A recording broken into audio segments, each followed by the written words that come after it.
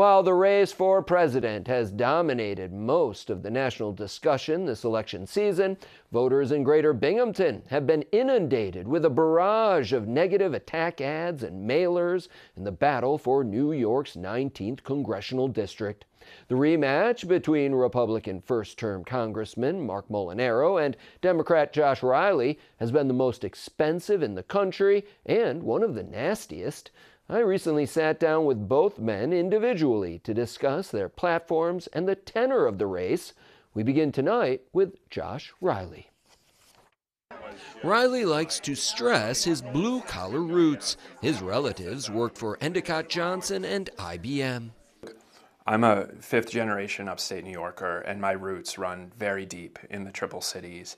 I grew up in an EJ house on Birdsall Street in West Endicott. I grew up going to Whalers hockey games, eating cider mill donuts. Riley says he also saw the promise of our area slip away as jobs and people left in droves. He blames trade deals like NAFTA for hollowing out local manufacturing and straining the middle class. And it's part of this vicious cycle that we have seen in our politics and our economy for too long, where the corporate profits go up, the politicians get paid, and everyday people get screwed. And folks are just sick and tired of it. Whether you're Democrat, Republican, people are sick and tired of it, and they want change. Riley says that's what motivated him to become a lawyer, working for many years at a Washington, D.C. firm where he says he fought for the health care rights of children and against the causes of the opioid crisis. He also worked for former Minnesota Senator Al Franken. Riley says that if he's elected to Congress, his first priority will be to vote to restore abortion rights across the nation. One of the first things I'm going to do is sponsor the Women's Health Protection Act, which is the federal legislation that would put Roe v. Wade back into law. It would undo the damage from the Supreme Court's decision from a couple years ago to overturn Roe v. Wade. It's a real contrast with my opponent. Riley, Molinaro, and their allies have primarily sparred over two issues this campaign: reproductive rights and immigration, with Riley accusing Molinaro of wanting to institute a national abortion ban, which Molinaro denies, and Molinaro alleging that Riley supports open borders, which Riley denies. On the issue of immigration, Riley has staked out the unusual position of criticizing his own party along with Republicans.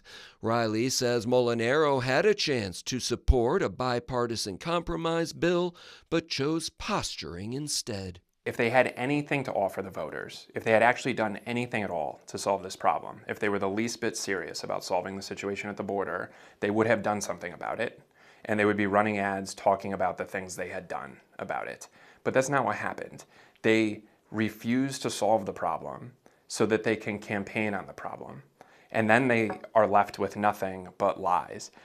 Riley says he supports adding thousands more Border Patrol agents to the southern border, erecting some physical barriers, utilizing drone and other surveillance technology, and overhauling the farm worker visa program to the benefit of upstate dairy farmers. As for the nasty tone of the campaign, Riley blames outside influencers such as billionaire Elon Musk, who Riley says is flooding upstate New York with campaign contributions. Riley insists that he has aired more positive ads about himself and that all of his criticisms of Molinaro are based on his voting record. Stakes in this election are incredibly high, and so I think it's understandable that people would feel very strongly about what's at stake here. As one of the few competitive House races in the country, and following a tight contest 2 years ago, interest in this race extends far beyond the 19th Congressional District.